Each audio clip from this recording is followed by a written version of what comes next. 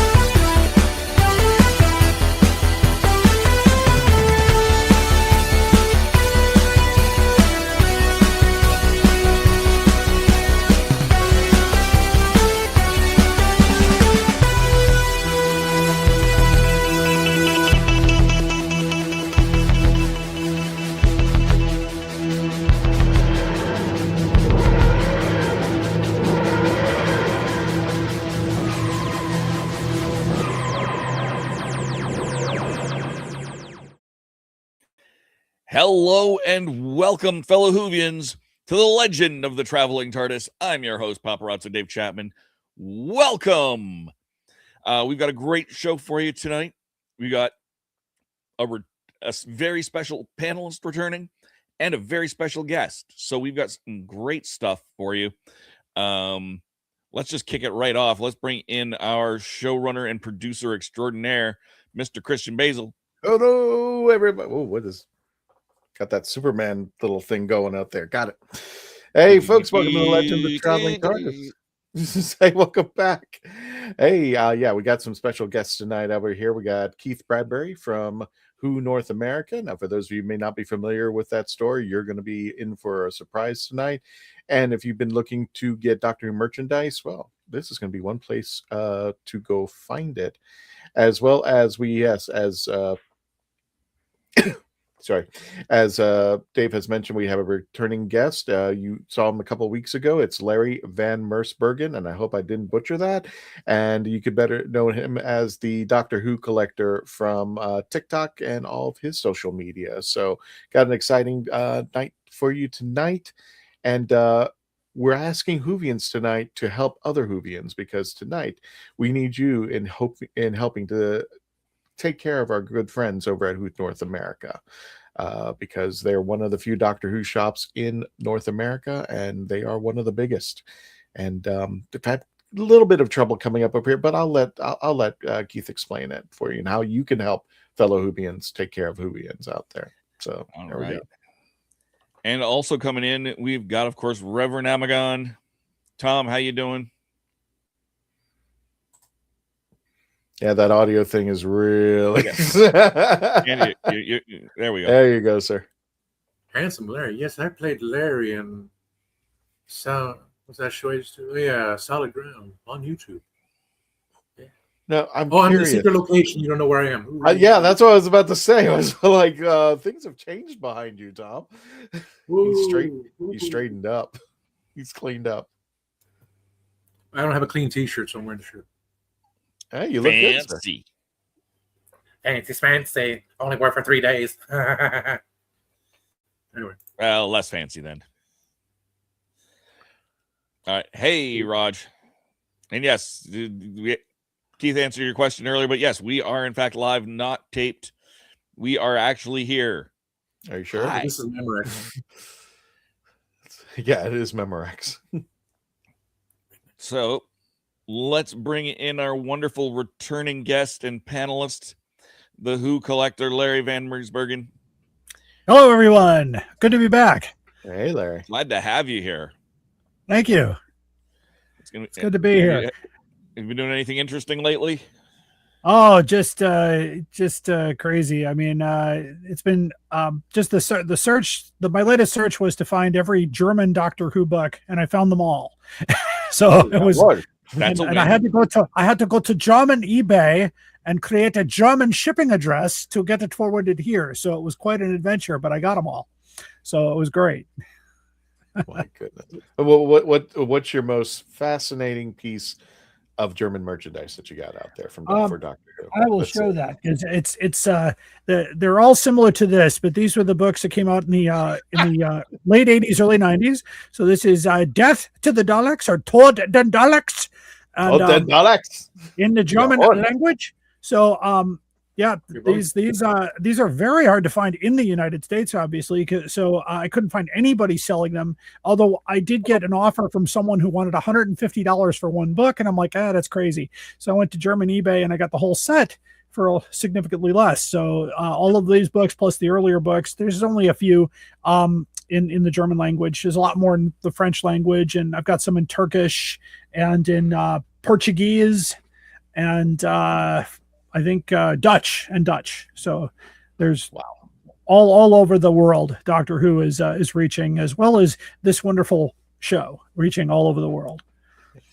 And interesting enough, Dave, that just reminded me. I don't know if you remember the scene from Journey's End where the Daleks, I think they're in Germany, but they're speaking German as they're attacking the humans. Yes. Yeah. You remember that scene? Yeah, I do. That's what that book reminded me of. It was just like, yeah. Whatever exterminate is for in Germany. I was like, oh my gosh, okay. Yeah, it's crazy. But yeah, they do. There's a lot of modern books that have come out in the last few years too in the German language and many languages. Yeah. The hardest ones to find are the Japanese books. Those are very, very, very difficult to find. I don't have any of those, and there are about 7 of those, I believe, in the set. But the quest goes on. This makes 45 years now, so. Thank you. Doctor Who. So it's been fun. But gearing up now in convention season once again. So we just finished Chicago TARDIS onto Consinity in Milwaukee. That's at the Milwaukee School of Engineering. And then next October to Doctoberfest at Who North America. So it's going to be a lot of fun this year. All righty. Nice. Speaking of which, Larry, Raj asked if you've ever been to the Doctor Who Expo in San Diego. Once, yes. Well, many years ago. Excellent. But I don't travel that far out usually for shows. But I've been in Chicago my whole career. I've been to all the original conventions back in the '80s, so it's been quite an adventure. I mean, I watched the water fight between Troughton and Pertwee in the front row. So nice. Before there were phones to capture it, I saw it live, so I can tell the tale. Very nice. All right. So before we get to the news, let's bring in our special guest for today, Mr. Keith Bradbury from Who North America. Greetings, everyone. Hey, Keith. Hello, Keith. Good to see you again. Howdy doodly do. I'm Talkie the Toaster, your turkey breakfast time companion. I hope one day those two meet up. Those two genres definitely going to meet up. I was like, oh yeah, Dr. Green Red Dwarf.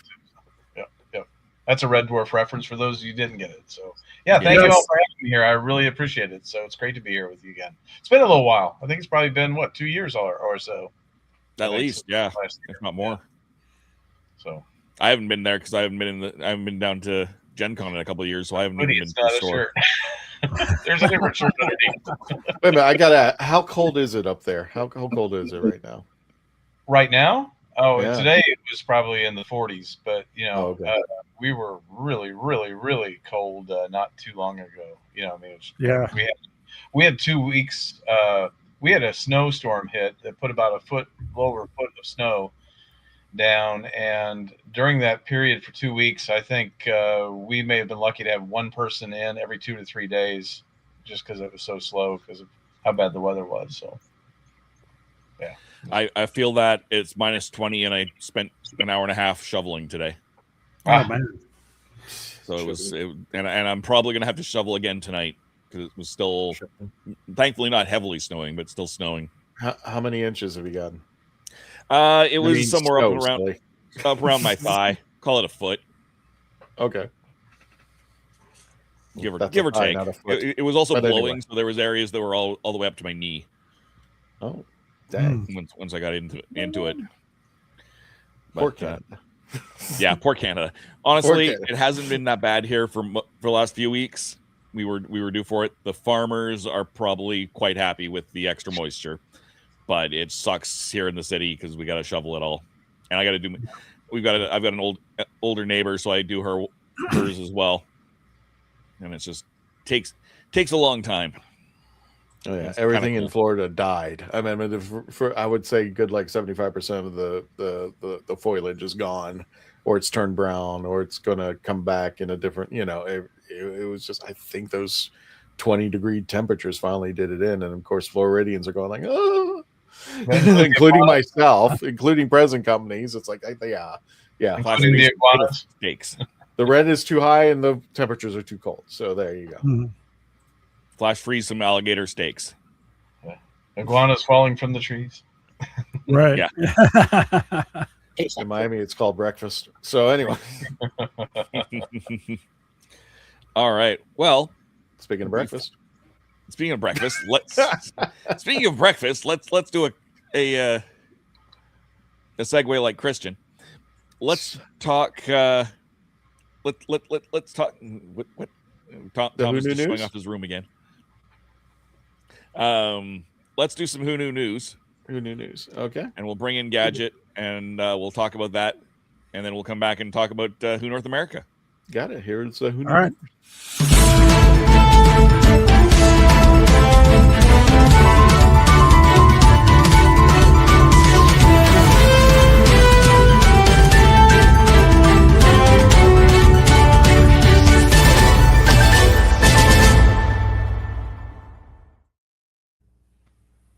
You guys are Look a hysterical. lot like Make sure you pick up a copy of this and everything and stuff like that.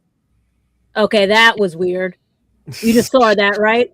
I got my own Stranger Things going on in here. That means something's up and everything. Yeah, between the gang violence and everything else, and kids being bored because they wanted to go hijack a McDonald's and break the windows and everything here. That's our winter thing. I'm waiting for it to get colder so they go back inside and everything. Drive through. No, they literally they said they were bored. It was a thing on whatever social media, and they decided they're going to just destroy things. And then the other day we had a poor 16-year-old lose his life because of idiots and everything.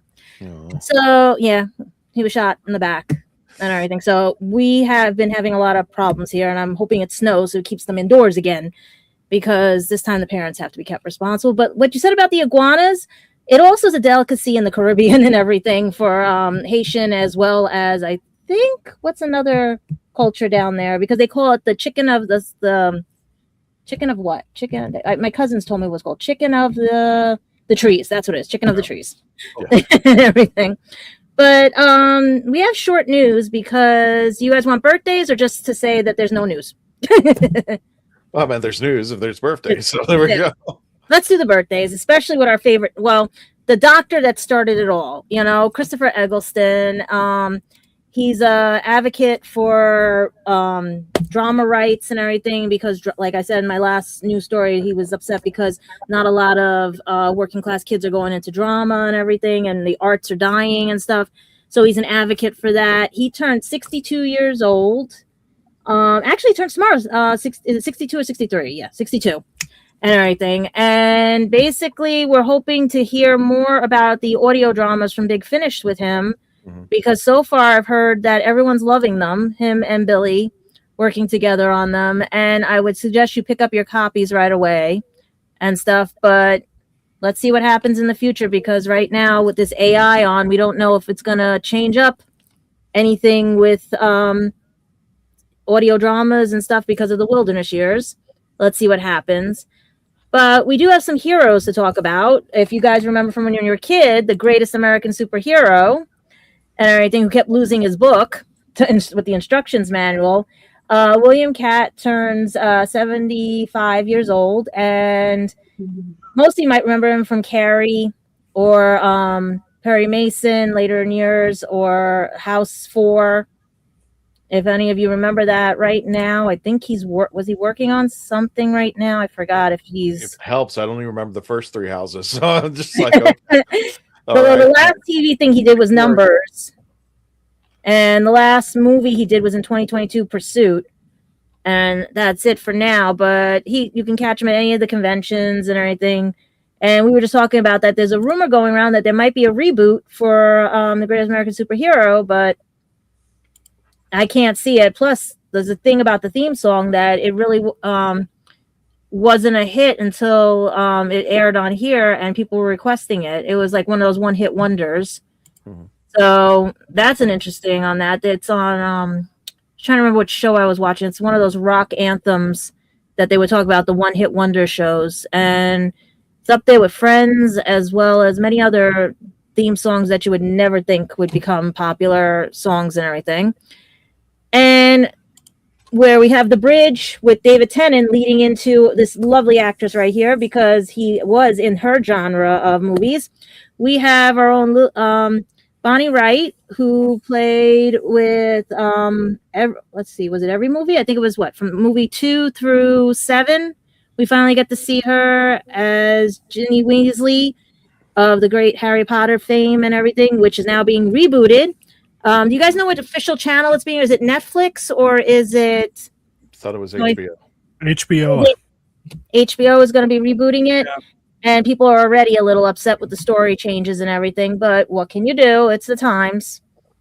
And with the controversy around this that we allegedly hear about, we're just going to say the show is going to be very good, very happy, and hopefully we catch up and see Bonnie at most of the conventions, especially the Harry Potter conventions, because right now the last thing she's presented at is being an activist, as well as, to be announced that they don't know when it's going to be. It's an unreleased film. It's Those Who Wander. She plays the character of Zoe, and she was last seen on Harry Potter Wizards of Baking, as well as in the video game she voiced Harry Potter and Deathly Hallows Part 1 and 2 as herself and everything. But she has directed the film Melt and screenwritten Separate We Come, Separate We Go. So she's a very busy young lady and everything, but yep, keep an eye out for her. She's going to be one of those that was like a silent sleeper in all of this and everything. But the biggest thing I'm worried about right now, guys, I know we need news for Who. Please don't rehash anymore. I'm already looking at all these stories, even from Radio Times and everything. We know the war between land and sea is on hiatus. Disney is doing something. We don't know what, but it will air. We don't know when, but it will air in 2026. Maybe it'll be with the Christmas special, maybe not. Yes, they were supposed to be filming, but these alleged Reddit leaks, alleged whatever, please just take your Big Finish CDs, go listen to them, and wait for actual news. Because right now, we don't know where everyone's signed to different contracts, different things. David Tennant is working on something to do with Marvel right now, allegedly, and some other things and stuff. So please, Allegedly, it's don't spoil anything, because yes, we know you want Doctor Who, but we did fine in the wilderness years. We had the books, we had this and stuff, and now we have audio dramas, and plus we got fanfics. Come on, guys! I've actually been reading some of the fanfics, and they're a little scary and everything, but still, guys, no more rumors, please. Just, if you have no news, just talk about what is around, like what the actors are doing right now and everything. You know, like Shooty was caught in trying to eat his lunch in an airport because he was trying to catch a flight, you know? Just fun stuff with them. Dancing with the Stars, or what is it? What is the one for Britain? Simply Come Dancing. Simply Come Dancing. Yeah, that's what I'm saying. Talk about things they're doing now. Wednesday show with Billy Piper, the Big Finish audios. Do that instead of just, we want land and no.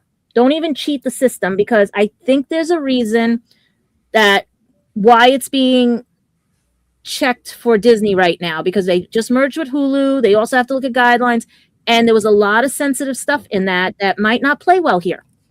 So leave it alone and just do some fun stuff, like we do with the birthdays, everything else, or do some countdowns, whatever. Or like I said, talk about, please, no more rumors, because it's all hearsay. God, that's an old rumor. I mean, that was an old unsubstantiated rumor, Raj. That's what I'm saying. Everyone's digging up. They're digging up because they're so desperate for news. Stop, because the way social media is changing right now, we don't want anything to be misconstrued or whatever.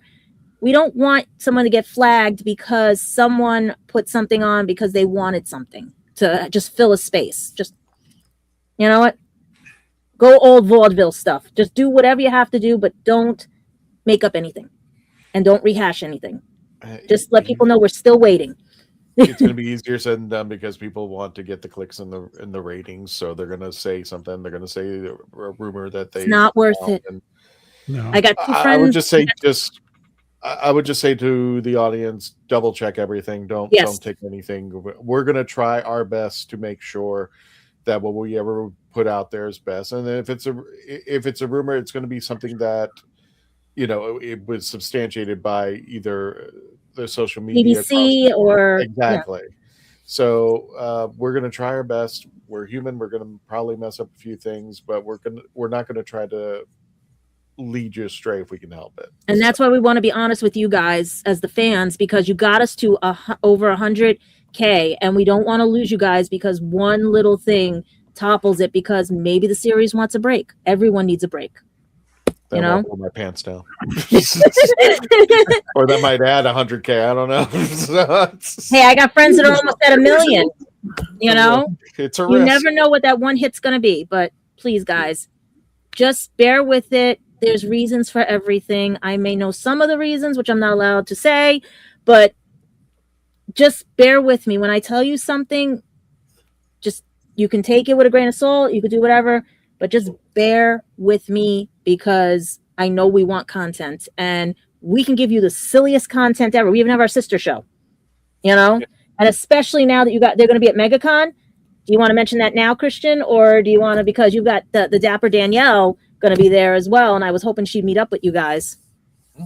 Actually, you could elaborate on that a little bit more. I want to make sure the right information's gotten. That you're going to be at MegaCon, promoting the Legend of the Traveling TARDIS and meeting all the fans and everything. Oh no! We'll do that when we do the conventions a little bit later. But in fact, I think if everybody saw the intro banner, they saw for a split second. Yes, we're going to be at MegaCon in March next month. Get your tickets now. We're going to be with the Dalek Builders, but They're selling out fast. And the parking is selling out fast. So make sure you get your tickets and your parking passes, because they are separate. And now I want you to tell what's going on. We'll get into it some more when we get closer. Right. Because actually, to tell you the truth, we don't even know. None of the panels have been let out, and it's February 17th. Give them like an entire month. So give them another 3 days to see what's going on. I'll tell you that. Give them 3 days. Okay.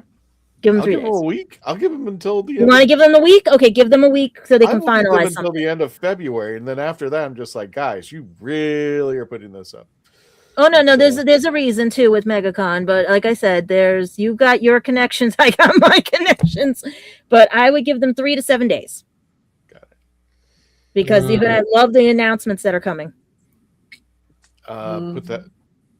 Keep that question for when we go through the panels. When we go through talking about the conventions, have that question come back up, Tom, that you had just put up there. We'll put it for Raj again. Yeah. No, I meant just save it. Save that one. I will answer that question. Yeah, that's why I was going to have you talk about Christian. I'll leave you into to wondering about that. So, well, it's not wonderful. Do we have any further news, Gadget? No, that's what I'm saying. Like, it's so slow. Like, I'm looking for things that the actors are doing and all their upcoming projects right now for you guys to keep you in the loop on those. But for Doctor Who, just let it lie. I know people love Reddit, and I know they think that guy that works at whatever BBC thing and stuff. But as a person who signs a lot of orders and everything, don't do it. And all that. Don't do it. Because that person is either just making up fanfic or guessed right, because I even guessed right on My Hero Academia, and I was told I was too close to the source material, and I wasn't even part of that part. So that's what I'm saying. Logic can show you maybe the way it's going if you put the clues together, if you're good Sherlock Holmes, but I wouldn't count the Reddits right now. All right. Just wait for BBC, wait for everybody else to announce it. Even the conventions, they were tight-lipped. Mm-hmm. Let's go ahead and wrap up the Who Knew News and bring it right back to Dave.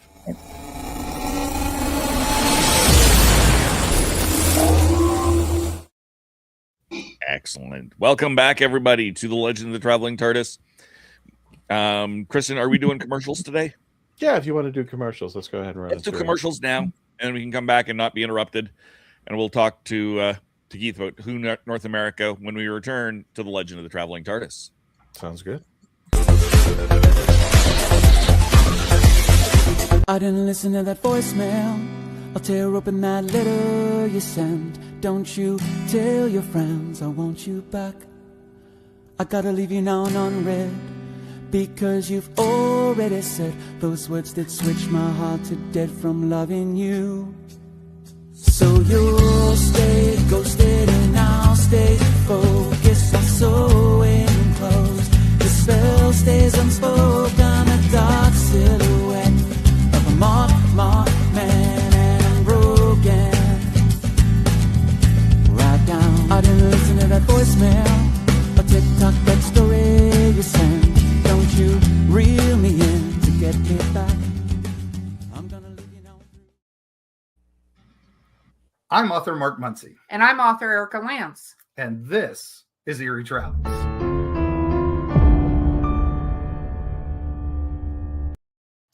Greetings, travelers. Join us as we travel through folklore, myths, monsters, legends, and dark history. Now, we'll be your guide to the spooky side of reality as we discuss cryptids, paranormal, and all things preternatural. Sometimes we find the truth is way scarier than fiction. We're on twice a week on your favorite podcast platforms, including iTunes, Spotify, Amazon, and YouTube.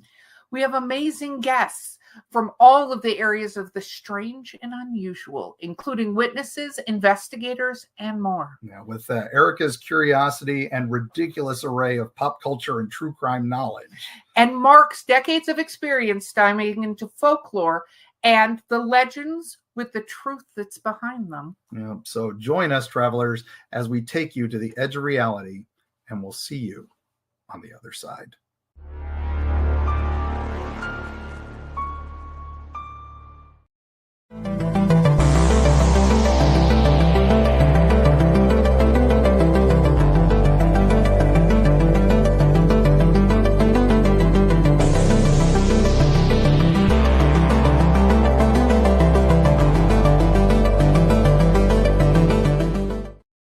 Are you tired of toxic fandoms?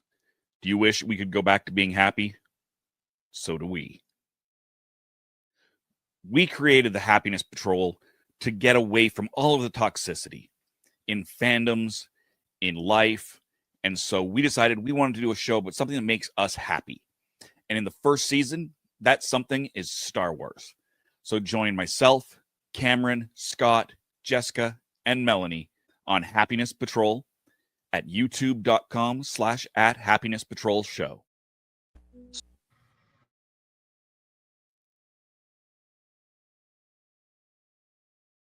So what's your favorite Western? Is it this one or maybe one of these?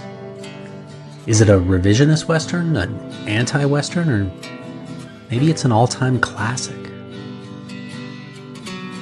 Whether your favorite Western is in black and white, vibrant Technicolor, a spaghetti Western, a neo-Western, a comedy, or maybe it's only really Western in spirit.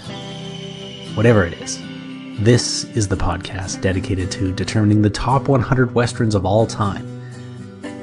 Every second Monday on YouTube, Spotify, and Apple Podcasts. It's Horses on Film.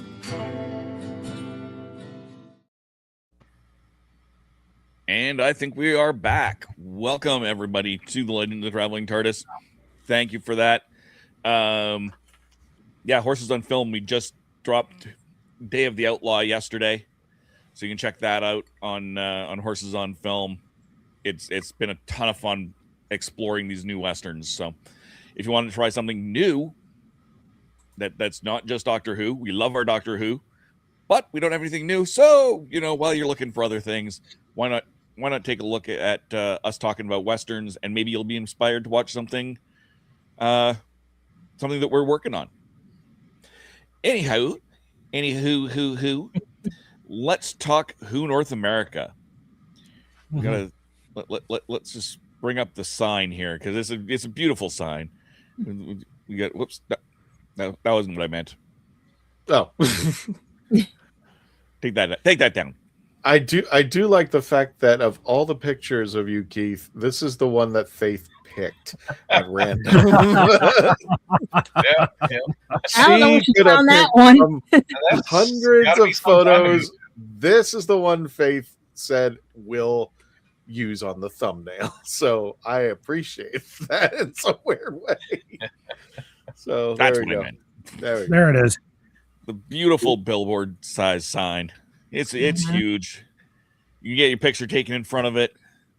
But why would you get your picture in front of that when you can go inside and see all of the amazing stuff? Because there is a lot of amazing stuff in Who North America. Keith, why don't you tell us a little bit about Who North America and what all you do? Because you got a couple of things going on there. You want me to go all the way back in time? I kind of grew up watching Doctor Who when it was on PBS stations in America back in the early 80s. And it kind of developed my obsession for the show because I was a big Star Wars fan. I saw Star Wars in the theaters when I was a kid. Fell in love with shows like Space 1999 and Star Trek, of course, and Battlestar Galactica, Buck Rogers in the 25th Century, and all that other fun stuff. And for those who don't know, when PBS started showing Doctor Who, there was actually very little new sci-fi coming on to television stations. In fact, it would be 1986, I believe, when Star Trek Next Generation came, and Buck Rogers and Battlestar were done by 1980. So yeah, you had, of course, 80 Empire Strikes Back, 83 Return of the Jedi, but those were theater only. You didn't have them on television. So Doctor Who was filling a lot of our sci-fi needs, and so it became an obsession. You could get all the toys you wanted if you were a Star Wars fan, and I had a lot of toys when I was a kid of Star Wars, but you couldn't get anything Doctor Who unless you went to a convention. And I did go to a convention as a kid, but I didn't have near enough money to buy anything. So it kind of started this lifelong obsession of trying to find the toys that I couldn't have as a kid. And in 1998, that's really when Who North America began. So, we've been doing this now for almost 30 years now. So it's been quite a while. And we've just kind of grown from that. We started as an online only company back in 1998. And then we had an office and a warehouse back, probably in the mid 2000s, around 2005, when the new series kicked in, and more people wanted to come see our place. So eventually we bought our own place. And for the last 10 years, we've been operating out of this store with a store in front and then packing and everything in the back since about the 50th anniversary of the show. So about 10 years now. So that's a little bit about it. So ask me your next one. Well, Dave, if you don't mind, I'll ask Keith. Keith, what was it? Of all the things that you could have, you started your own store, you made a ton of merchandise in Doctor Who. What was your passion about bringing in Doctor Who as opposed to anything else, and bring this to Who North America? What was the spark that said, okay, I'm going to open a store, I'm going to take this seriously and make Doctor Who merchandise out of my passion? Was never intentional. It just kind of happened. Okay. That's the funny. Well, back in the 90s, when the internet started becoming a thing, and that was really the mid to late 90s. Most people didn't start getting internet probably until about 97, I would say. 96, 97, it started becoming more and more popular, because before that, it was all dial up and you paid per minute you were on. It was very expensive. The whole idea of internet, of unlimited internet, being on as long as you want, was actually kind of a new thing about that time. And having loved Doctor Who, I was back in the late 90s. We were sharing videotapes of everything from the reconstructions of missing episodes, of of commercials that they found from the UK that we hadn't seen in the United States. All these things that because we were getting the VHS tapes. The series wasn't really showing anymore, but there was lots of things that we were all kind of obsessed with finding the missing episodes. And I think a lot of us back then in the late 90s were excited that we might find missing episodes if we really start making the appeal well known that, hey, there's these missing episodes. Sure, the UK people knew about it, but the US people were just kind of learning that, hey, there's big chunks missing of early Doctor Who. And so, that was where I was really starting to get into the Doctor Who stuff on the internet, was just in the chats, setting up my own website, was really a plea to find missing episodes and talking about missing episodes and talking about the ones that televised. And I always wanted to get Doctor Who stuff, but I didn't have a lot of money. And I thought, well, maybe if I could get some Doctor Who stuff, I could keep one and sell the rest on this website that I had just developed and that people were actually starting to flock to and discuss Doctor Who stuff with. And because the internet was new and because we could now communicate over long distances where we couldn't before, if you wanted to talk to, let's say, Daypole in the UK, you'd either have to try to write them a letter and hope they write back, or you'd have to make a long distance phone call hoping you would do it, and you'd pay for all this money to make these calls, trying to communicate with them. Now we could just email, and which is what I did. I emailed Daypole and I said, I'd like to get some toys. How can I do that? And they said, well, nobody's bringing them in the United States right now, but if you'll buy $1,000 worth of toys, we will supply you. And that's, basically they needed me to set up essentially a wholesale account. And so I went and talked to my wife and I said, I really want to get these toys. I think I could sell them. We don't have, all this money. Would you be okay if we spent $1,000? And I can see that conversation going. Yeah, it was an interesting conversation, but I convinced her to do so. The funny thing is I got them and I listed them on the website. And within a week I had to order more. They were just all gone that quick. So there was a demand. And that was the whole thing with the U.S. I think in the late 90s, you could not get Doctor Who products unless you spent through the nose. And one of the few places that people got Doctor Who stuff at the time was with catalog companies like Intergalactic Trading, I think was one of them. And it was expensive. It wasn't cheap. 1-800-Tracker. You were paying not just for the item, but for the printing. Did you just say 1-800-Tracker? I did say 1-800-Tracker. Because I'm cleaning my bookshelf and I just found the catalogs for those. Yeah, oh my gosh. 1-800-Tracker. I've been looking for catalogs for those for years. Hang on. Because I ordered a lot from 800-Tracker. Yeah. And we were probably the first exclusively online U.S. presence for Doctor Who stuff that wasn't a catalog company. And because we weren't printing catalogs, our money wasn't going into that. We were just selling them. Well, this is what I need to sell to make sure I can keep one. And so I was reasonably priced and people bought them up. And that's kind of where we got the kick to go from then. And it just kind of grew and grew and grew exponentially. When the new series kicked on in 2005, the funny thing was that as new retailers were coming in, they were instructed specifically to supply us by the BBC, which was kind of funny at the time. We were approached by Character Options saying, we were told that we need to supply you with Doctor Who stuff because you carry it in the States. And at some point they set up Underground Toys as a supplier and everything, but they were early on talking to us that they were going to supply us with the product. So that was kind of a neat place to be, that we'd grown to that point where we were getting that kind of response. So that was good. That was exciting.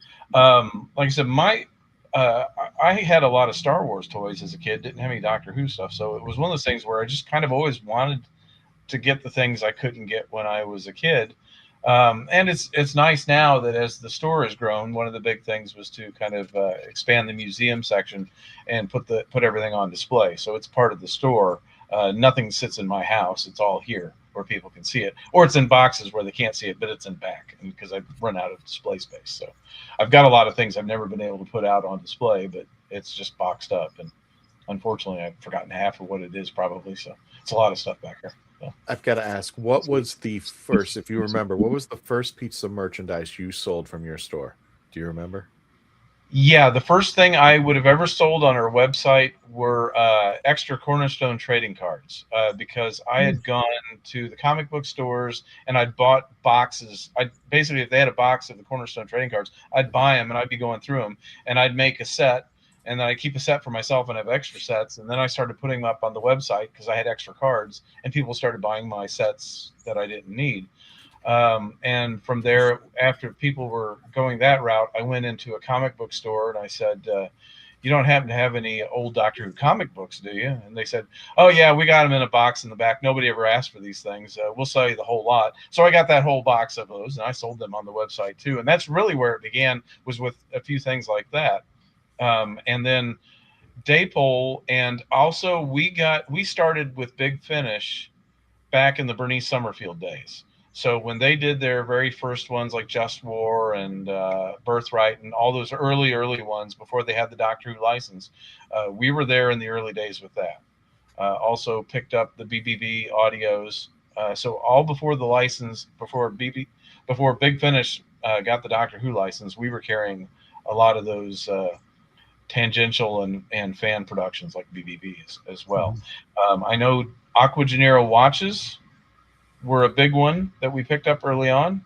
And we also, there was a company called, I think, Ultimate Buckles that was making belt buckles and keychains and all kinds of things like that with Gallifrey emblems. And we were carrying those as well back in those days.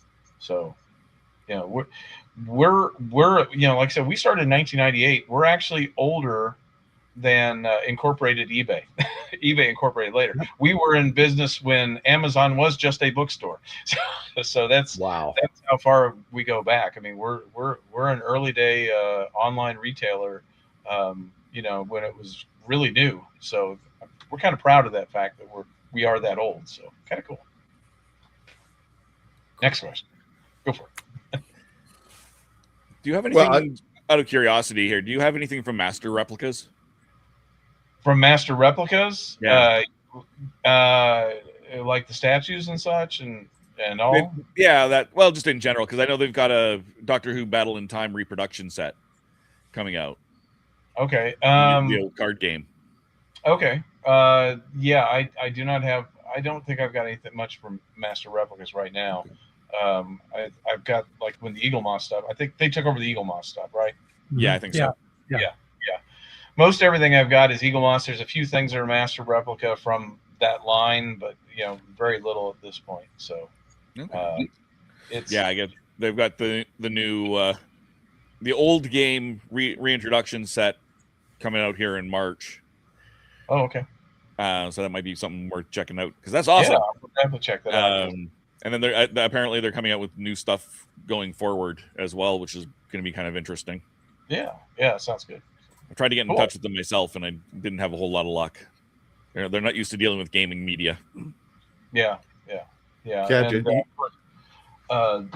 the gaming media up until recently was Gale Force 9, and Cubicle 7 dropped Doctor Who a few years back before that. So I do believe the Flux card game still has the license to continue to release the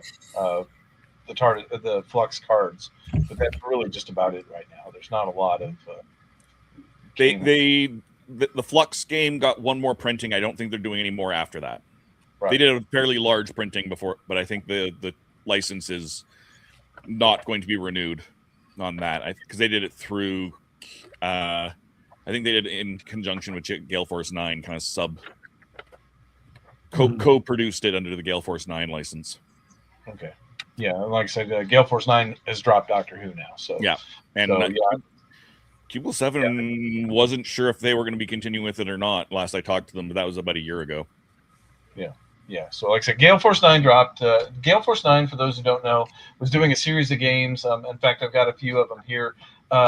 When they decided to drop the license, I think they sold.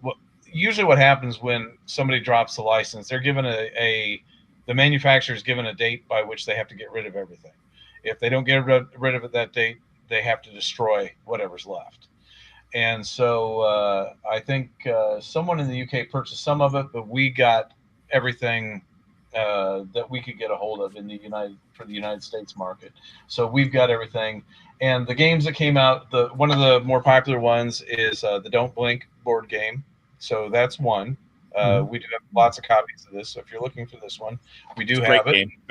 That is honestly one of my favorite Doctor Who games. It's a great game. There is that one.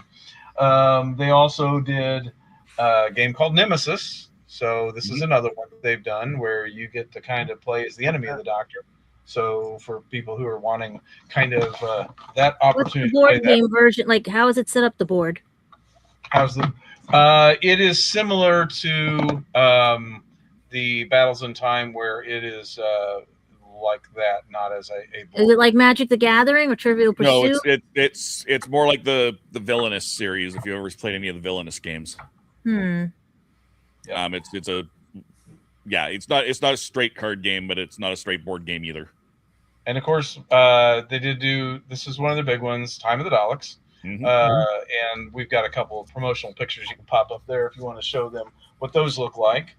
The reason I'm pointing these games out is because we did purchase a big, large lot of them. And one of the things we will be talking about in a bit is how you can help us out. We really want you to buy product. You know, that's kind of how that helps us out.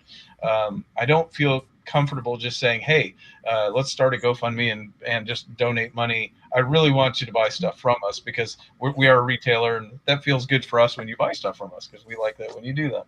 And there are lots of expansions to that, and we've got the expansions that are still available.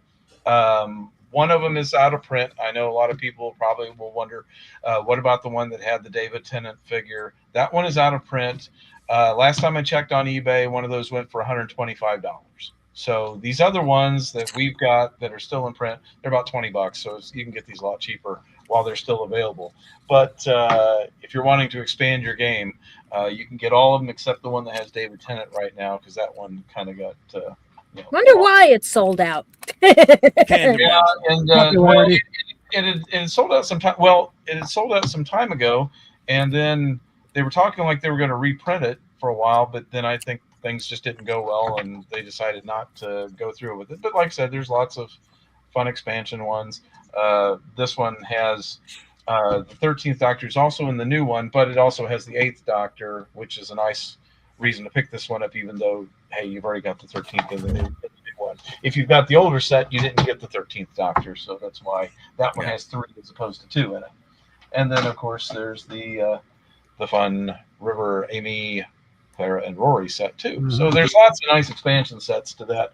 And so if you want to get into a game, these are gamers games, so they're a lot more involved, require a little bit of a learning curve to try to get used to, but long-term playing, if you're into that kind of thing, there's a better payoff for that kind of game. So that's all fun there. For those who are interested, you might have remembered USAopoly had been doing Doctor Who Monopoly games in the United States, so they also did a Yahtzee game for the 60th. They dropped the license, but for the 60th anniversary, they had re-released the TARDIS Yahtzee game, which is a nice game right there.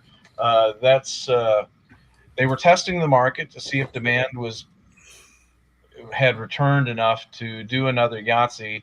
They determined that no, the demand was not there. So after they had that up for a little bit, they decided to drop it, and we got the rest of those. So it's another one that you can get from us where you might not be able to get anywhere else. The nice thing about the TARDIS Yahtzee is it does have in there. The nice thing about the TARDIS Yahtzee game is that it does have a nice size TARDIS. So if you're looking for a TARDIS that can be used as a container, it does have that. So even if you're not interested as a game, it is a nice size TARDIS. I've actually had people buy these to get the TARDIS to use as a wedding cake topper because it's empty inside, it's not too heavy, and it works for that. So, that is one of the nice things about this particular TARDIS. And it is close to the size of an action figure. So if you need a TARDIS for your action figures and you can't find one, you don't want to spend $70 for the ones that are the official toy line ones, you can get this one and still put your figures inside of it. You just can't open the doors. So nice little thing there. Did you ever have the build your own Sonics? Like these I love. I've been trying to track these down because I keep breaking them. Yes, I've got like a couple in store right now. I do believe it. So I do have some build your own Sonics. So yeah, Sonics are a big thing in the U.S. market. Things have changed with the 60th anniversary.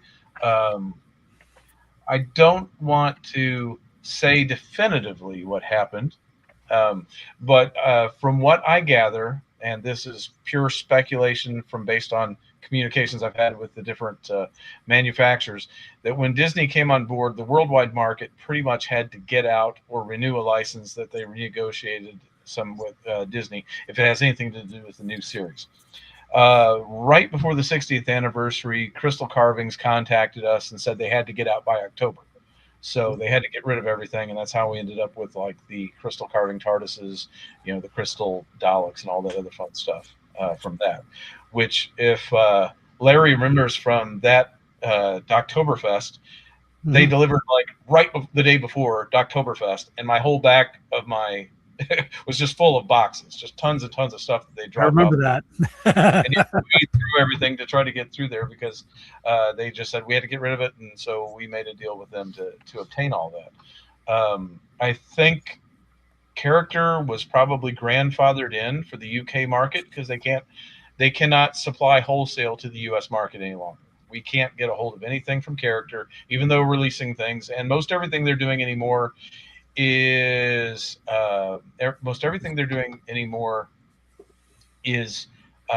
through either their own website or through a deal where everything goes to one retailer like B&M.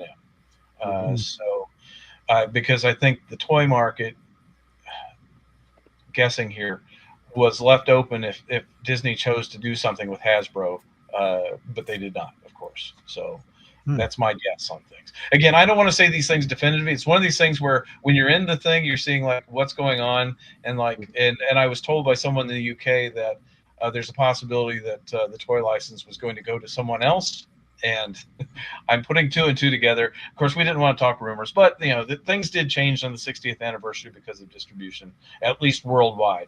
And I think UK companies, there might have been a few grandfathered in because almost everyone in the US market now is out of the license. So, everything that's come out has been very limited.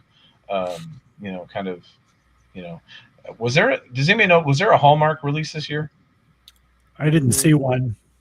Yeah, and I didn't either. That's why I was curious. I don't know what's going on with Hallmark at this point either, because they did a few things. They got in before the 60th anniversary, but so merchandising in the U.S. Is a little tough right now. The only thing that's reliably coming out into the U.S. that we're able to get in the U.S. market without jumping through too many hurdles are the magazines and the Big Finish audios. If you're talking about the Hallmark, I was at New York Comic Con last year. They didn't really get anything. It was mostly the back stock they were trying to get rid of and everything. They said something. I asked them. They said there was no license because I was looking for that and My Hero Academia, and same thing. Once everything changed over in studios, it just completely, They thought maybe this year they were going to do a TARDIS, but I'll see maybe when I go this year what happens when I go. Yeah, I think, like I said, I think Disney put a lot of money into it. They were offered probably a cut of licensing worldwide for distribution. I'm guessing. Look, this is all speculation, but it's all alleged. Allegedly, yes. So I'm not and if they want to come out and correct me on that, that's fine. But like I said, there's enough going on that you're like, hey, if they're going to put this kind of money in it, they probably should get some sort of licensing thing going on. So that's gone on with that. Sonic screwdriver market in the U.S. Has been recently filled with the Surreal releases. That's why I wanted to kind of point these out. Surreal, I believe, is fully owned by Toynk, Toynk. But we do carry these. But they've basically released a series of the Sonic screwdrivers. They are not exactly like the character option ones, which were distributed in the U.S. by Underground Toys back in the day. So a lot of people feel they're a little bit cheaper. The sounds might be slightly different. But hey, in the U.S. market, that's kind of all we can get. So those are available through us under the Surreal name. So that's kind of what's going on with the Sonic market. Sonics tend to still be one of the biggest sellers as far as toys go in the market still, because everybody wants a Sonic screwdriver, or they've broken their old one and need a replacement. So we do have those. Now I got to ask, what is, as far as merchandise is concerned, what is the most, I guess for a better term, the silliest thing you've ever had to distribute? It was just like, I can't even believe I'm selling this piece of merchandise, but here it is in my store. Was there anything that was just like, I guess for a better term, eclectic, Larry? Is that a good term to use? Because I have the lamp. That's a good term. That's a Larry and I discussion. Get Larry up here. That's a good. I have the lamp. I actually have the Doctor Who lamps. You got the weirdest thing I ever sold was the Doctor Who bubble bath. Have an explicit time with your favorite Time Lord, but Time Lord not included. I found the book. Do I get the pic? The funny thing is, back in, they did one in the 80s, but then they also did a Dalek that was bubble bath. That was brilliant. Yep. I think that was a really cool. They've done some different bubble baths. They did a toothbrush set. They did one of the weirdest little things. They had these little octagonal things that were an expandable cloth.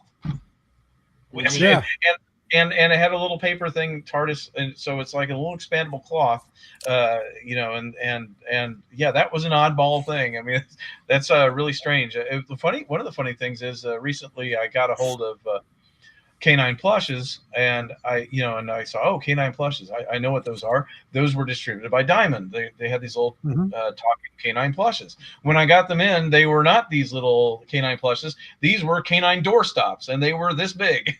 And I'd never seen those before. It's kind of an oddball thing that I just got recently. I'd never seen that. That's just so odd. They came up with a Canine doorstop. So it's big plush, and it's heavy, and it's kind of an odd thing. That one's only available in store because I only have 2 of them. But one of those odd things that I picked up here that I was oddly surprised at. So yeah, kind of a fun thing. I think I'll pose that question to you, Larry, because you're the collector. What kind of oddball thing do you have, Doctor Who wise? And go, I bought this. Why did I collect this? Yeah, I think I can grab it. This thing. Yep. This guy here is probably one of the most oddball things. Nice. It's a little Dalek. It's got a flashlight. It makes little noises. I've had it for a long time, and it's got a 2009, I think. Oh my God. This is pretty. I don't even know. You can't change the battery in it, so when the battery goes, it's done. But I've had this for so long, it still works. But it is kind of weird. Weird is not the word. You know what? You get that double-sided tape and you stick it to your head like H's Rimmer for the there you go. And then you have that one Dalek episode. What was it? Asylum of the Daleks. There you go. Yeah, well, it's like the. I just saw this in here. I don't know if you guys have this. This is the 1-800-Trekker. Yeah. And, yeah. They look at the stuff they were selling back then. This was fall of '97. They had this and the episodes and the books. Things from that company. Look at this. Like this was the episodes and books and everything. The only thing I got out of it was Area 51 and Vulcan Academy. Okay. Yeah, 800-Trekker. They would send me catalogs. I lost a bunch of them in a flood, but that was one of the few places you could order from because the only place I had.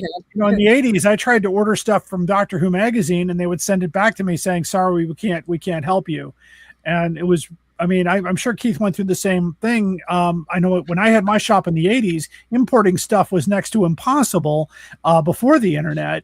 But I'm sure, and as Keith has mentioned, because of certain licenses and certain distribution points and the price you got to pay to get it over here, it's where I found stuff? Book Off. Have you ever heard of Book Off? Yes. That's where I've been finding a lot of stuff that you would never think to find. And I saw some, I regret I never did get the Doctor Who stuff I saw there and the one in the city down here. Yeah, it's New York is interesting because we just found out that about 10 hardcover novels were sold in New York in 1981 that weren't sold anywhere else. And so some people, it's so it's like there's got to be some used bookstores that have some of that up Strands. there. Strands is the used books. You got to come down because Strands might have it. The library disposes of books, so once a time they purge the library, and you can get some free books and everything because they have to make room. Absolutely. And some of them go to a place that my friend told me I want to rescue them. Let's just put it that way. Yeah, I need to get to New York. Mm-hmm. I could show you the craziest spots, and you'd find these things. Like especially when they do the flea markets. Like if people in Soho and everybody do the flea markets, they clean out their closets. You find old 45s, records, everything, books, first edition, signed, and everything.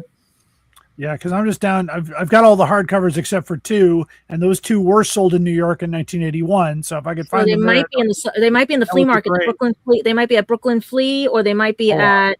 Yeah, we have a ton of things around here. Like I used to, before I got crazy here, I used to always be down in the city at all the flea markets and everything, looking for things for cosplay, everything. And I would see all these things, and I'm like, do I really need it? Yes or no? And I regret now because people were just like $1 for this, $2.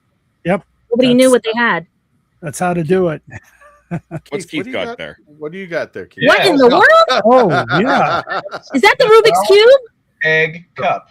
No, egg cup. Egg cup. Oh my God! Put your 2 hard-boiled eggs in here so you can sit down. Oh, that's perfect marketing. That is perfect marketing. This is put it on the dollar item. You better didn't have the Dalek hat. This is one of those items that no one in the U.S. would ever buy something like an egg cup normally. Oh, hell yeah, I would. If you're in the 80s, my grandmother would do the soft-boiled egg. Yeah, it's just not. I mean, in the UK, that's a breakfasty type thing. And then I found this one too to be kind of an odd thing. Yes, it's tongs. Oh, it still exists. I remember. I saw those. You have one of those? When FYE was selling, getting rid of their stock and everything, they had the thongs. Yeah. My friend I just find these to be kind of on the silly side. So yeah, it's just more oddball. I have the Matt Smith lamps. They went for $1. I got the Matt Smith lamps. I got the big one and the little one. The little ones actually fell and the inside cracked on it because of the age and everything. But they went down to $1 because people were just getting rid of their stock because of everything. Yeah, and we can trace that back to after the 50th anniversary. Demand for Doctor Who dropped significantly during Capaldi, and the U.S. market lost the ability to watch at that time for a large part, unless you had something, and that's one of the things that hurt it. Doctor Who was strongest when it was running back to back with Stargate SG-1 on the Sci-Fi Channel. Yeah, and that was the Lieutenant era and everything like that, and so that's where it really became a tour de force in the United States. When it got stuck on BBC America, and then it just kind of got stuck in the background, then it just really, it declined from that point on. Yeah, that's true. And you can chart what happened by when you walked into places like Fry or Barnes and Noble, or and you watched everything go into the clearance bins. Then you watched Hot Topic going from a shelf of Doctor Who stuff to a little shelf of Doctor Who stuff to no Doctor Who stuff, and that was basically your identifier that the market was pretty well gone in the United States at that point. So. And that's been, I mean, we've stayed in it, because we're a specialty store, but widely available, there's just not a lot available any longer. So unfortunately, not a lot of new stuff coming out other than, like I said, the magazines and the Big Finish audios. Yeah, I cracked this by accident. It fell when we were cleaning and fixing the room, so the inside's cracked, but this was $1. And then I have the bigger one where it's just Matt Smith and everything, but they're all numbered. They're all completely numbered. I think those retails probably $40, something like that, at least when they came out. And I paid $1 for them, and I got like another 10 sitting in storage because I told them I'll buy everything off of you. Yeah, well, I had a customer come up to me and said that they found War Doctor action figures in their ollies. This was several years back. You're kidding. And and it's like I never knew anything Doctor, but when Underground Toys in the U.S., when they went out, it was just like they just disappeared overnight. This one says Rabbit on it. I don't know what this company is. Yeah, that's Rabbit. Yeah, that's what it is. Yeah. But when Underground Toys went out, they just disappeared all of a sudden. And one day we could call them up and get stuff from them, and the next day they're just gone. And it's like we never knew what happened. They didn't let us know. A lot of their stuff ended up in the hands of Toink, but I don't. It's like some of it must have gotten into Ollie's too at that point. But yeah, they must have just immediately gone into receivership. I don't know. It was an odd situation. Larry and Keith, I have a question for you because sure. First of all, I want to make sure that my friend Scott knew that I have never forgiven him because as being a Doctor Who podcaster and all that, there are people who get me gifts, and things. And one of the things that I told Scott specifically not to give me was Funko Pops. Oh, why would I have the William Hartnell one. Why? And he goes, why don't you want me to get Funko Pops? And I said, these are Pringles to me. And they will sit on a shelf. I will spend $30 to $100. They will sit on the shelf and they will never see the light of day except when I turn on the light. Yes. So what does he get me? He gets me 3 of these little. Wait! How did you get? I couldn't even get Sarah Jane. Inventory. I've got Sarah Jane. Believe it or not, yeah. When I go to these different little conventions, especially the ones that sell the Funko Pops, you'll be surprised that like people. Here's the funny part about it. They don't have it up here. Larry, do you guys know if they are going to bring it back? Because I heard a rumor. They will not be bringing those back. Okay. I talked with Funko when I was at Fan Expo one year, and I asked the guy who was there, who's pretty high up, and he said, no, we lost the license. And that was that. So they are done. But here's my Sarah Jane. So here's the thing. I was talking with Funko. They gave me William Hartnell one, the first Doctor, for free because when they found out, they said just put it on the show and everything. They didn't tell me Sarah Jane was coming out. Now I have to go yell at them because I never see it. I got the Sarah Jane one when I was doing my podcast interview with Sadie Miller because she was always amazed about all the stuff that came out with her mom. But the one thing that freaked her out was the large cardboard cutouts of her mom that people had on display. She was a little freaked out by that, but otherwise, I can understand. Yeah. But I don't think you won't see Funko Pop come back with those. They've lost the license for Doctor Who. Yeah. They lost a lot of licenses. Jodie Whittaker. So I have Jodie Whittaker. I have 2 Jodie Whittakers. You got the goggles. I also got the standard. There's actually 3. There's 3 Jodie Whittakers. Let me check. I got this one here. This is let's see. Here. Yeah, I have that one too. The one in the coat is the most valuable. If you've got the one with the coat, that's the most valuable. That was I believe, a San Diego Comic-Con exclusive. It was an exclusive to the con. Yeah, those are very hard to find. Expensive. That's one. Yeah, sold my Deadpool one. $1,000. Some of them are signed and going for higher. Yeah, absolutely.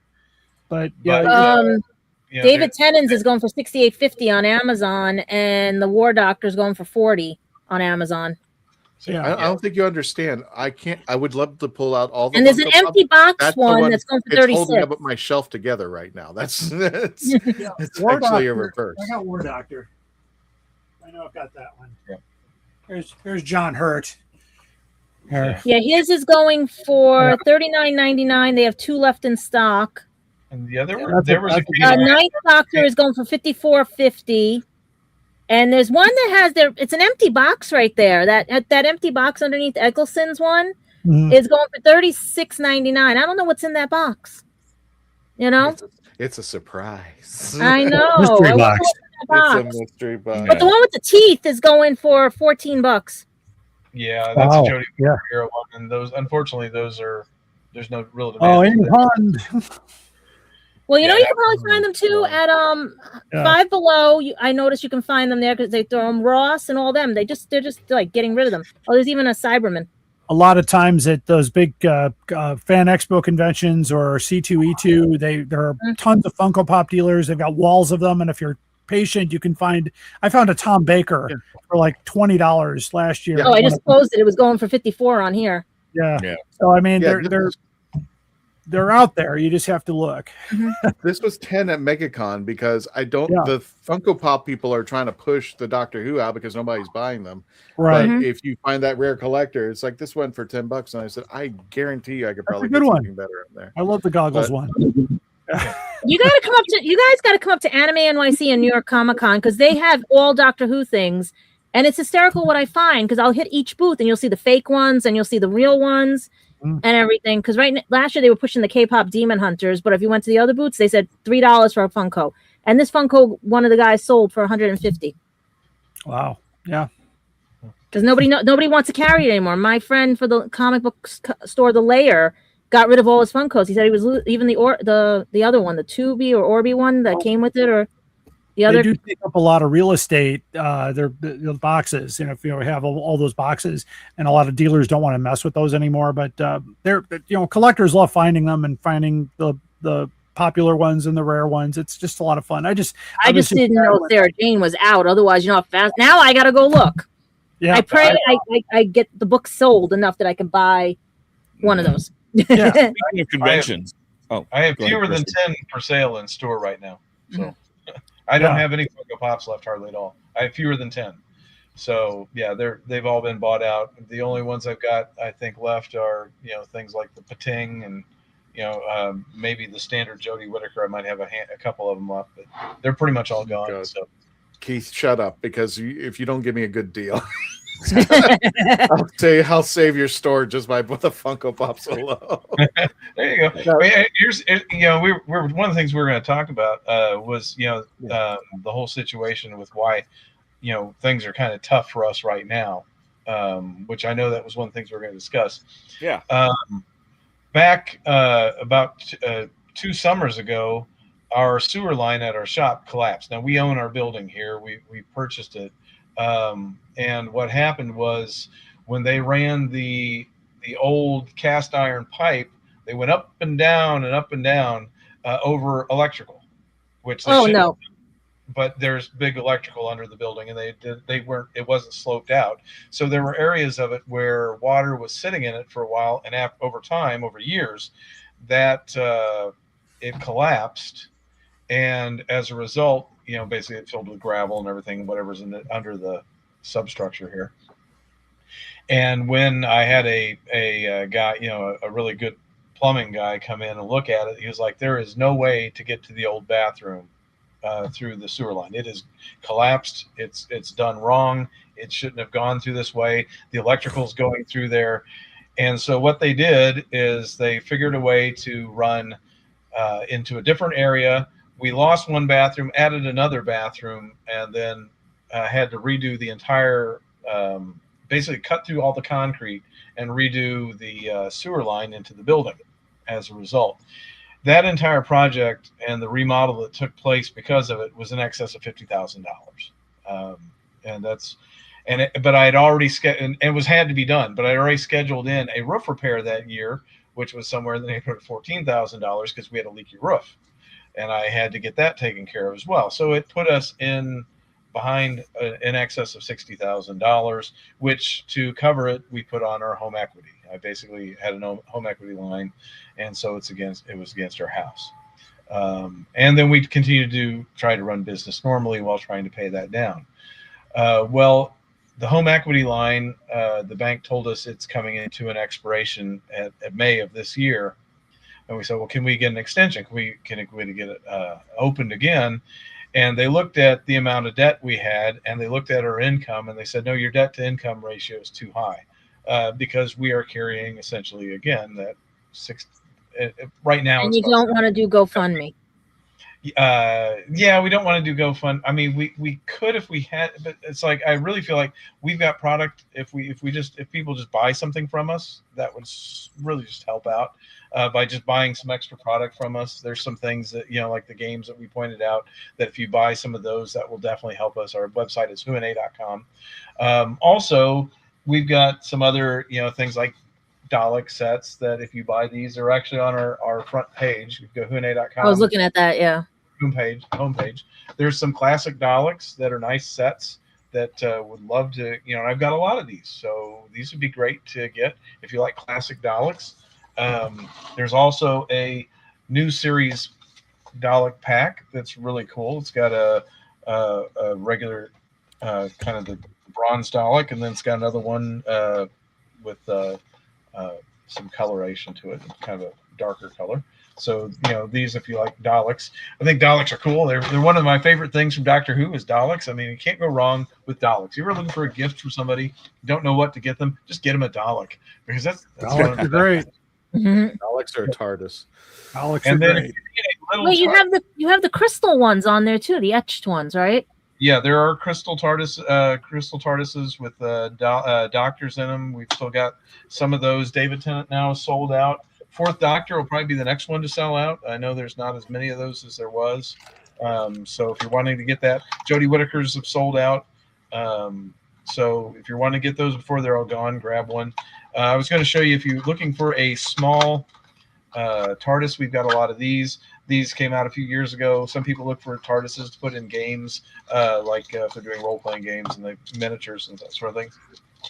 This little TARDIS was pretty cool. It's a smaller size, and it does actually light up, which that kind of makes it kind of nice. Take one out of the package so you can see how it looks. For a small TARDIS, that's a pretty cool little TARDIS. So fun. I remember I do have one of those things like that people are, and one of the other things we said, that rather than just asking for people to donate money, we said if you've got old Doctor Who product you don't want any longer and you want to just donate that to us, us being able to sell some stuff we might not have in the store, that helps us out. So we've had some people who've actually brought in some of their old Doctor Who product they don't really play with or want or anything like that, and that's how we've gotten a few things recently that we haven't had for a while. But if you do want to make a donation and you've got some old product you'd like to give to us, we would love for you to do that too. So we've had a few things come in, and that's been fun. So we were talking earlier about conventions and such, and you do an in-house convention as well, don't you? Yes, it's not a convention, it's a festival. A festival. It is a festival, not a convention. That's fair. It's a lot of fun. Doctoberfest happens every October. I've been honored to be a presenter and a featured guest. It's a wonderful time. We've got tents. There's a food truck. There's a lot. Main presentations. Of course, everybody comes into the Doctor Who store and the museum and the pinball. I mean, Keith, tell them more about it. Yeah, Doctoberfest is free to attend. That's one of the nice things about it. It's kind of the unconvention. We really wanted to make it to where people can come as a family. It's free to attend. There's stuff for you to do that is free to do here. One of the things we have is an authentic Punch and Judy show, which actually features a little bit of Doctor Who in it as well. And it's done by a professional Punch and Judy guy. That's the old puppets, if you remember that kind of thing. And you've probably seen them on things. And it's free to watch. We have vendors here who are out in tents that you can purchase from, and you can find things that you might not find otherwise. So yeah, it's just a great time to come. There's costume contests there's all kinds of things that go on throughout the day, and we usually have a schedule, and there's usually a handful of panels that take place as well. And it's Saturday, October 17th. And again, it is completely free for you to attend and be here. So we do want you to come and enjoy it. And there's usually probably about 400 to 500 people who show up for that event. Mm-hmm. So it's very well attended. We kind of squeeze everybody into our backyard in the parking area. So when you get here, you'll be directed on where to park. But it's a lot of fun to come to that. And we always look forward to it. We really wanted to make it completely different than the experience that you get either at a convention or at Chicago TARDIS, which takes place the next month. So if you're going to Chicago TARDIS and think, well, I'm going to be doing Chicago TARDIS, why do Doctoberfest? Well, it's totally different. That's why. It is nothing like Chicago TARDIS. Wouldn't you agree, Larry?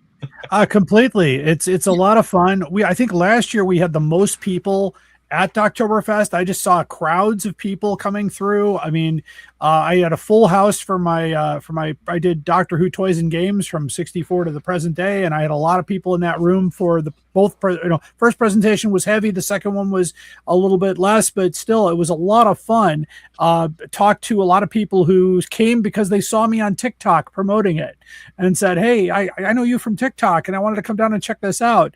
And so that's the fun thing about it. It's a place to just go and talk with other Doctor Who fans and enjoy just each other. And of course, there's, like I said, no cost to attend, but it's a great place to bring the kids. There's things for the kids to do. There's things, just a lot of the vendors are pretty cool to visit with. And I know in a couple of years ago, Sophie Eldred was there. So, you never know who's going to be at a Doctoberfest, but I'm definitely going to be there this year. I'm doing Doctor Who comics from 1966 to the present day. Ooh. So it should be a lot of fun. I've got everything back from TV 21 to the present day. So it's going to be a lot of fun to do that. Of course, if you want to, last year, if you were there, you got to watch me deflate a Dalek, which was a lot of fun.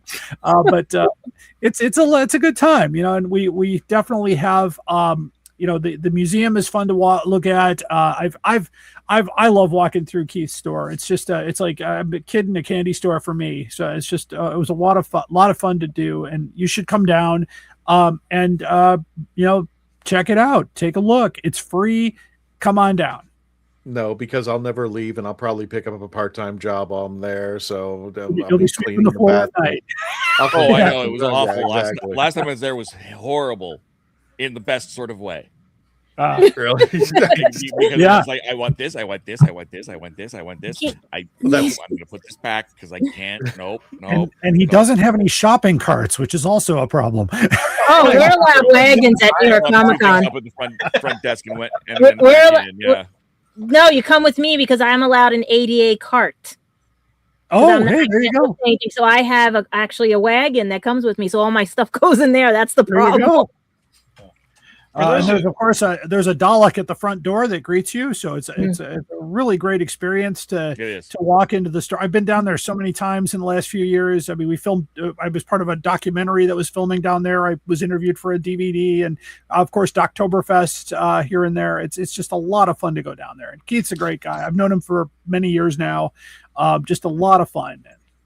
Yeah, show them our new console. We got a picture there of our new TARDIS console. Yeah, the console in the museum room there. That's amazing. I think if you want to go to see that, I think that's worth seeing right there. Is that whose is that one? Is that Sylvester's or First Doctor? Yeah, it's a first Doctor. It's got a little bit of the tint of green to it. Okay. And it is functional. It does go up and down and lights up. It's really, really cool. No sound effects. Because I got to see the one at the museum in Cardiff and everything. Okay. Oh, yeah, cool. that's why I was trying to figure out which one it was. I even got to sit in Betsy. Yeah. Nice. Yeah. And for those who are like flying through there, we are only 15 minutes away from the airport, so we are just an Uber drive away to get over here. Yep. We do actually we get people who are on layover who swing by and can get back round trip if they're laid over for I'm here for a couple hours. I can Uber over and come on back, and then we're not far from the airport. So have you ever been at other conventions selling product, or? We don't do conventions any longer. We used to, but since there's no new product coming out, and because conventions are incredibly expensive to be at. Yeah, what was your last one? Jesus. The last one I think we did was Gen Con. Okay. Right, I think it was a year before COVID, maybe 2 years. You weren't in my neck of the woods, right? Huh? You weren't in my neck of the woods, like New York Comic Con or anything over here and stuff. New York. We did Philadelphia Wizard World back. Okay. Back, that's the East Coast one. Yeah. Wizard World was really hitting us up when David Tennant was on tour with them because they wanted a Doctor Who dealer there. And so they were begging us to do shows. So St. Louis we did, and we also did the Philadelphia show, and we may have done another one or two. I don't remember for sure. Mm-hmm. But The problem with doing any show, well, when it's out of the area, of course, you get into hotel stays and everything else like that. But like even the local one, when we did Gen Con, we needed a 40 by 10 space. So, and that's not a huge space, but 40 by 10 to do that at Gen Con with electricity and internet and being local was about $12,000. And it's gone up from there. And yeah, it's only gone up. And so, yeah. That's cheap. Yeah. And if you're talking about the amount of product you have to move to cover that, and you can't replenish it because it's not out there any longer. Yeah, it's just we had to put it into pretty much all shows. I know a lot of shows, and one of the things we found out if you've got big name actors at shows like David Tennant, and people are spending $200 to $300 for an autograph or two, they won't have any money for vendors any longer unless it's like under $20. They're like, oh, I want to get a $10 item. I'll spend that much, but I'm not going to spend any more than that. So really to cover your costs with big name guests, it's impossible any longer, unfortunately. Yeah, that's true. The conventions, I mean, people are spending a lot of money to get in. They're spending a lot of money with the artists because that's who they're there to see. And they're looking for maybe a couple of inexpensive items to go with it, unless they're high-end collectors who are looking for specific things. It's got to be financially unfeasible to do conventions. Yeah, like my friends piggyback each other, like they'll share a booth and everything because the price is getting outrageous, even for here and stuff. Yeah, because I mean, it never was that bad. Back in the day when I was going to conventions, like if you go back to the 80s, when you went to see a guest, some of the guests were signing pictures without charging for autographs. Yeah. Right. You pay to get in, and then you get an autograph when you went to go see them. And part of your cover price, maybe they could be a ticket that you get to redeem, or if you get it, maybe it was $10. I mean, you could go to or you tip them or whatever, or you brought them a present or something, and they traded off. Yeah, because I got my Tom Baker autograph for free that in '84, just for going to the convention. It was included. So. So like I said, it really has become, and part of it was Wizard World. I'm going to be honest with you. Part of it was Wizard World. They charged. They gave, I think some guests $100,000 a day to be there or more, and then they charged people a couple $100 for autographs. And the artists expect that now. They expect big fees and big money for it. And I know they want everything that they used to have that we used to get for for pennies on for basically nothing. Now we got Mark Hamill mini bar price. Yeah, $750 if you want a photo and autograph for Mark Hamill. Yeah, he needs to give me a courtesy of a reach. You can't even touch half of my anime friends, and I was even lucky to get one of my friends to give me a couple of ones. You know what I mean? Mm-hmm. It's crazy. While Doctor Who is popular, we could do it, but now that Doctor Who is in the waning period, and it has been since the 50th anniversary, because we can chart the decline in the United States from the 50th anniversary. It was like hitting the brakes after that. And I assume it was the same with Star Trek after their 50th anniversary. There was a lot of merchandise that hit the market for the 50th anniversary of Star Trek. And I'm sure that a year or two after, everybody was like, well, this is over, we're done. And same thing with Pokemon or any other of your big name things. When you hit the 50th, there's a lot of renewed interest. If the show's still on, there's interest still. But then you can just see afterwards it just kind of takes it. Well, now with Academy coming out, we don't know if that's going to bring Star Trek back. Who knows what they're going to do with Doctor Who? Maybe Big Finish will bring it back. Yeah, like I said, I'm not sure. One of the things that people need to understand has really changed with Big Finish. They're doing limited runs on CDs anymore. So they're only doing 1,000 of a copy of something with a major actor. Like it may have Christopher Eccleston, but they may only put 1,000, and within a month they're all gone. All the Jodie Whittakers, they're gone. There are no more. They're not going to repress them. They're done. If you want it, you got to buy it quick. And so our old stock, which they printed lots of copies and then put lots of copies out, and then nobody bought them, and they started liquidating. Well, the new stuff, they're not putting hardly any copies out. So if you want to get Big Finish stuff and you want physical media, you better grab them. And the sad thing is with this digital media thing and stuff, you don't even own anything. It could be taken away from you 1, 2, 3 because there's a different version out. and also with if what happens with their license if it goes away. Yep. And the BBC says, okay, all that stuff is no longer available. You can't get it anymore, and it's gone. It's just yanked from the airwaves. Yeah. So yeah, physical media protects your ownership. And I realize that hey, I got to download, I can hear it. That's good. But like I said, you're something happens to your phone, something happens, whatever it is. The operating system changes and everything and stuff because the same thing. Companies change. Funimation to Crunchyroll. I lost all my digital downloads that came free with my physical media. I can't get those back. They don't even work. They won't even give them to me. They want me to rebuy them all. They just updated its app a few years ago, and it's holding steady right now. And I spoke with Jason Hagellery last November, and he said that their license is good now for another 5 years. So 10. At least 5 years. They recently announced it for 10. 10. 10, excuse me. Yeah. He said 5, but that again changed, obviously. But so we should be good. But Keith's right. They're going to be doing limited vinyl releases and limited CD releases on various titles, and that's going to be all you're going to be able to get a hold of. The old stuff, unless somebody trades in their copies, that's all you're going to get. Or you go to flea markets and start looking in the trash bins because dumpster diving is not illegal. You guys can go dumpster diving. So if anybody throws anything in the dumpsters, it's free reign. Because my great grandfather was a junk collector. He actually had a junkyard. Just like the doctor. Good sanitary caution. You have never done dumpster diving? Hey. Anyway, have a good night there. TARDIS Spider says that. Spider, have a good night. Have a good night, TARDIS Spider. Tell me none of you have went dumpster diving. I got a bunch of Marvel trading cards out of the dumpster because a comic book store threw them out. Speaking of conventions, good segue. Before we got into that argument, I will take you guys. I'll bet you I'll go through Florida. I'll find stuff. That's fair. Okay. We'll just run through the conventions because we are coming to the end of the show. MegaCon Orlando, March, next month, March 19th through the 22nd at the Orange County Convention Center in Orlando, Florida. Get your tickets now because the parking passes and the tickets are going fast. And Tom, if you want to go ahead and put up that comment earlier where they were asking about MegaCon. Yeah, comment. And also, that's me. No, that you're fine.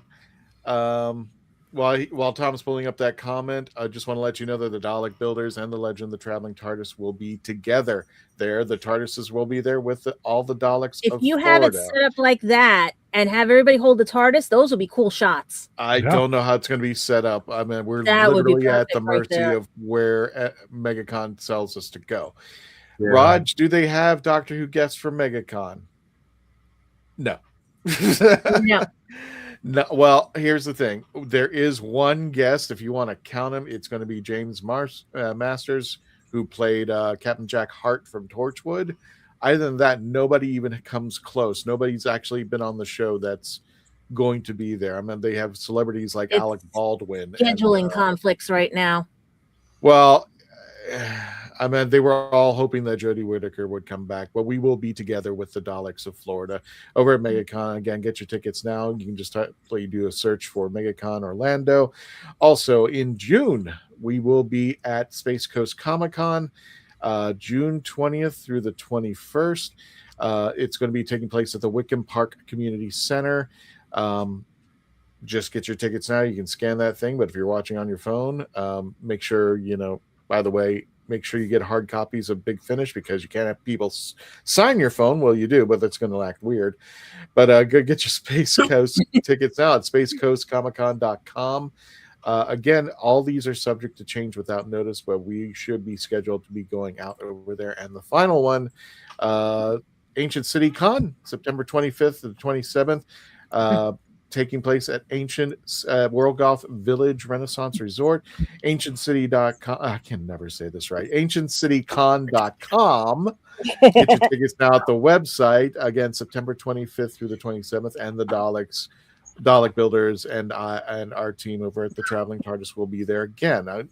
We haven't gotten word on Space Coast Comic-Con if the Daleks will be there, but we're definitely going to confirm that both MegaCon and Ancient City Con, they will definitely be there.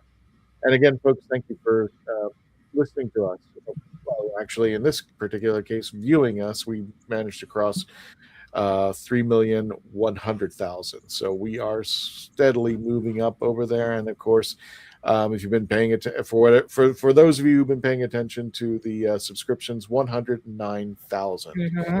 So we are very honored to be part of the Silver Button Award recipients for YouTube, which still scares the hell out of me to this day. What are you guys doing? Where are you? I want to give you all a hug. We don't know what we're doing is why they love this. Larry and Keith, I'm going to give you the final words. Where can they find you, Larry? My podcast, the Doctor Who Collectors podcast, available anywhere you get your podcasts. My website is drwhocollectors.com, which includes a link to Who North America at whona.com. You'll see me there at Doctoberfest, October 17th. And I will also be at Consinity in Milwaukee, which is coming up on late April. Check my website for that date. It's at the Dirks building at the Milwaukee School of Engineering. Gotcha. Tom, where can people find you? Definitely on a Spill the Geek Tea. Well, you just said so. Catch us on Sundays on Spill the Geek Tea. This Sunday will be on at 4 p.m. Eastern because we have a really big shoe with a couple of big authors. And, of course, my regular channels on Wednesdays and Saturdays at 5 p.m. Eastern for about 4 hours every night, just jibber-jabbering and stuff like that. Got it. Gadget, where can people find you? Here, there, everywhere, anywhere, any alternate universe, anything. Basically, Spill the Geek Tea, Legend Traveling TARDIS, my original Gadget vlogs, now Gadget Pendragon After Dark, New York Comic Con, Anime NYC, anywhere you can throw anything here in the Bronx right now and everything and stuff. GoFundMe because I need to pay bills. Also, you can find me at lulu.com. I even now put QR codes when I go out with people to scan this so they can buy a copy. Sweetness.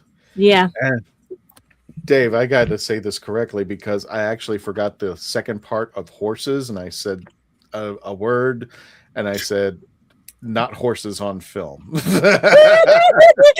when I addressed this to a friend of mine, he was going like, what?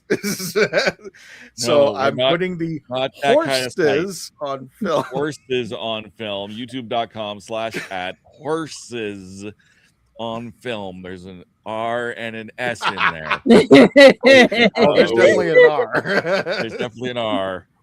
So yes, yeah, and horses on film, where we tackle the 100 top Westerns of all time. Our guide is the IndieWire 2023 list of the top 100 Westerns. We're going to start there and add, subtract. We're having a great time. I only have a low-end medium background with Western movies, so this has been a great deal of fun for me. Cameron's an expert. Scott is brand new to most of these films. So we got a great group, and we always have special guests, usually from the film industry, on the show. Yesterday, we just dropped Day of the Outlaw, a wonderful winter Western, talking about that. What perfect timing for that with all the snow and stuff that's happening right now. You can also find me the first Thursday of every month on Happiness Patrol, youtube.com/@happinesspatrolshow. Where we get rid of the toxic fandoms, toxic everything. We can be critical, but we want to be constructive about it. Our first season, we're talking about Star Wars. Our second season is coming up very soon. It's going to be completely different. Oh my God, you want to be there for it. So give us a quick subscribe. Even if you're not a Star Wars fan, go give us a quick subscribe. And pretty quick, we'll be into a new season with some absolutely amazing stuff going on. In between all that, you can find me on my regular channel, youtube.com/therathole, DOTCA. That's therathole.ca, but YouTube does not like URLs in their URLs. Other than that, you can also find me on Spill the Geek Tea and, of course, right here on Legend of the Traveling TARDIS. Keith, I'm going to give you the final word for tonight. All right. Talking about Who North America. And I just want to let people know, last year there was a bit of financial trouble with our friends over at the Pandorica restaurant. And we want to thank all of our friends who went out there, who did do a GoFundMe. Shirley set it up. the Pandora restaurant in New York, and you guys helped them get to their second stretch goal. And all that Keith's asking is that you guys just buy more merchandise. If you get one, get another item for you and your friend, and help them out. Get them back on their feet and try to pay off all these bills so we can have Who North America for as long as they would like to stay. So go for it, Keith. I'll give you the final word. Yeah. Just let everybody know, yes, we are a real physical store just outside of Indianapolis. It's a town called Canby, only 15 minutes away from the airport. There's not a lot of traffic between us and the airport. So if you're ever in this area, we'd love to actually come and visit our store. See it. We're here Monday through Saturday. We're closed on Sundays. You check out our hours on our website at whona.com. But yeah, if you would just take some time, maybe order online from our website, or if you come into the store and you pick up some things, that always helps us out. Also, if you do have some Doctor Who stuff that you're ready to retire from your collection and you just want to donate it to us, that will help us out as well, so that we can continue to keep on going, because we're trying to come up with somewhere around $50,000 by May of this year. And that's over and above our normal budget.